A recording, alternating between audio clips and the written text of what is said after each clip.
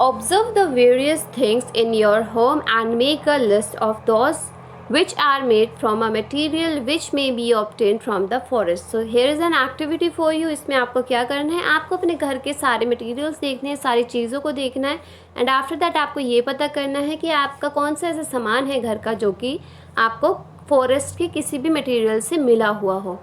You might have many wooden items. तो आपके घर में बहुत सारी लकड़ियों का सामान है, जैसे कि प्लाईवुड होता है, फ्यूल बॉक्स होता है, बॉक्सेस इज़ देयर, पेपर है, मैच स्टिक है, फर्नीचर है. तो वो कहाँ से मिलते हैं, कहाँ से उनके लिए वुड आता है?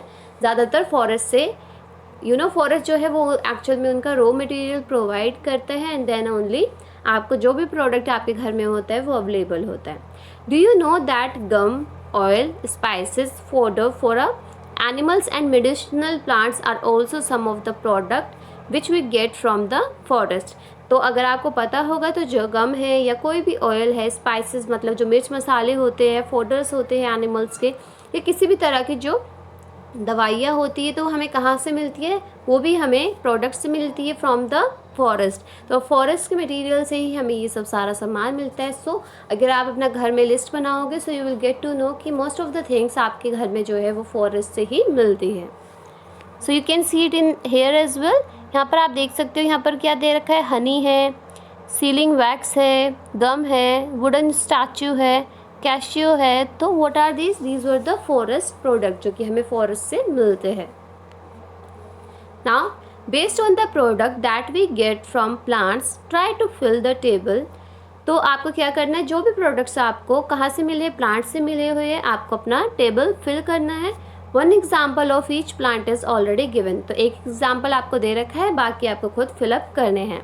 Fill in the blanks by adding more examples. Sheela wondered who would have planted this trees. अब शीला क्या सोच रही है कि किन लोगों ने इतने सारे, लाइक आप फॉरेस्ट देखते हो तो फॉरेस्ट में तो कितने सारे पेड़ होते हैं.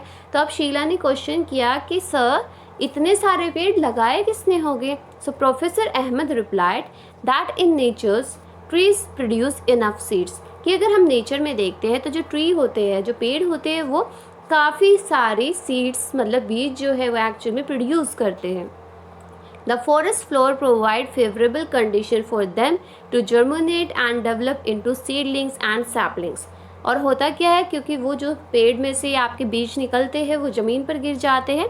और जो हमने अभी पढ़ा था कि जो हमारा फॉरेस्ट का जो लैंड होता है वहाँ पर ह्यूमस होता है, तो वो बहुत ज़्यादा रिच होता है इन अ न्यूट्रिएंट वैल्यू, और वो उसे फेवरेबल कंडीशन देता है जिसके वजह से वो जो बीज वहाँ पर नीचे गिरे हुए होते हैं वो जर्मिनेट हो जाते हैं और उनमें से भी प्लांट्स निकलने लगते हैं.